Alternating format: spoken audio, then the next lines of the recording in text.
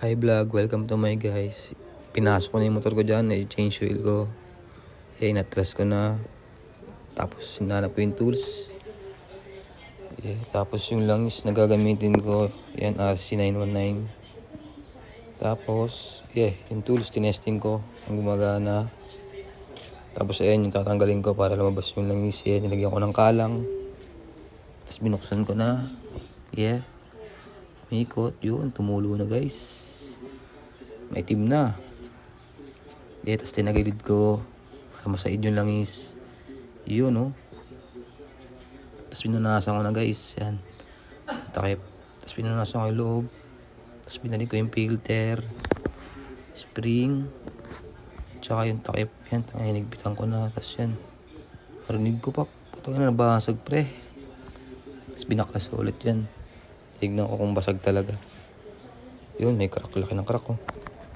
Binuksan ko na, tapos salino ko ng langis. Tapos tinesting ko na yan guys. Yan, mukhang okay naman. Tingnan natin kung tutulo. Yun, wala naman. Yun, inuha ko sa sapatos ko, maglalaro ko dyan. Lagay ko na sa box. Yun, salamin muna. Nasa court na ako nyan. Dami naglalaro. Mga tropa. Yun, oh. Si Renre, no? Yun, oh. Sheesh!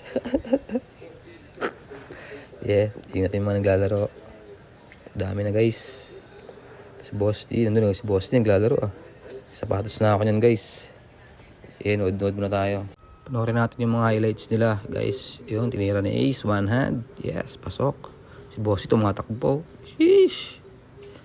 Tapos yun. Hindi ko na binidyoan yung highlights ko guys. Baka makita nyo, baka discover pa tayo.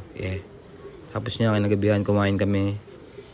Pito sa may Tapsi yan, Hindi ko na na-videoan yung namin dyan guys. Order namin, gutom na. Yun, tapos agad. Yun lang guys.